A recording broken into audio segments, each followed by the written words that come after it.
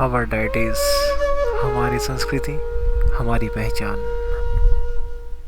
भगवान श्री कृष्ण के चमत्कार और लीलाओं के बारे में कौन नहीं जानता है। वह भगवान विष्णु के अवतार थे। वह जो चाहे वो कर सकते थे और कई मौक़ों पर उन्होंने किया भी था। लेकिन एक ऐसा मौका भी आया था जब श्री कृष्ण को रणभूमि छोड़कर भागना पड़ा था, जिस वजह से उनका नाम रणछोड़ पड़ा था। अब आप सोच रहे होंगे कि वो तो भगवान थे, फिर उन्हें किसी से भागने की क्या आवश्यकता थी। दरअसल इसके पीछे एक बेहद ही रहस्यमयी कहानी है, जिसके बारे में शायद ही आप जानते होंगे।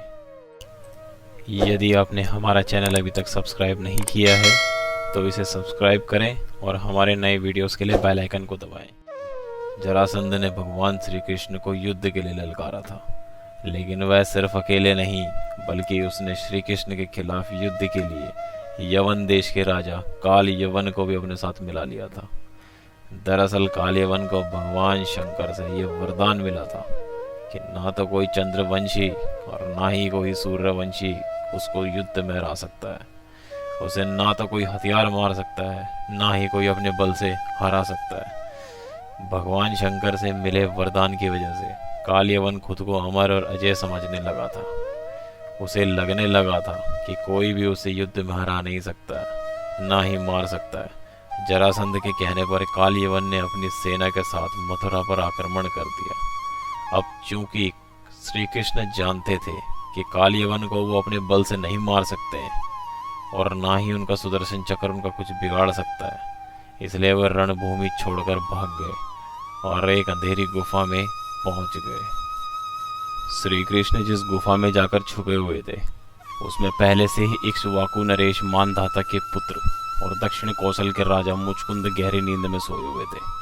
दरअसल उन्होंने असुरों से युद्ध करके देवताओं को जीत दिलाई थी। लगातार कई दिनों तक युद्ध करने की वजह से वह थक गए थे, इसलिए भगवान इंद्र ने उनसे सोने का आग्रह किया था और उन्हें एक वरदान भी दिया, जिसके मुताबिक जो भी कोई उन्हें नींद से जगाएगा वह जलकर भस्म हो जाएगा। राजा मुचकुंद को मिले वरदान की बात श्री कृष्ण को पता थी, इसलिए वह काल यवन को अपने पीछे पीछे उस गुफा तक ले आए जहां राजा मुचकुंद सोए हुए थे। श्री कृष्ण ने काल यवन को भ्रमित करने के लिए अपना पीताम्बर राजा मुचकुंद के ऊपर डाल दिया। राजा मुचकुंद को देखकर काल यवन को लगा कि वह श्री कृष्ण ही है और उससे डरकर अंधेरी गुफा में छुपकर सो गए हैं। इसलिए उसने श्री कृष्ण समझकर राजा मुचकुंद को ही नींद से उठा दिया। अब राजा मुचकुंद जैसे ही नींद से उठे, काल यवन वहीं जलकर भस्म हो गया। असल में यह सिर्फ भगवान श्री कृष्ण की ही एक लीला थी।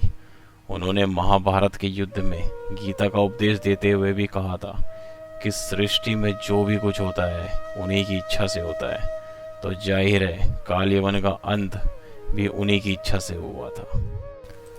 यदि आपको हमारा ये वीडियो पसंद आया तो कृपया हमारे चैनल को सब्सक्राइब, लाइक और शेयर जरूर करें।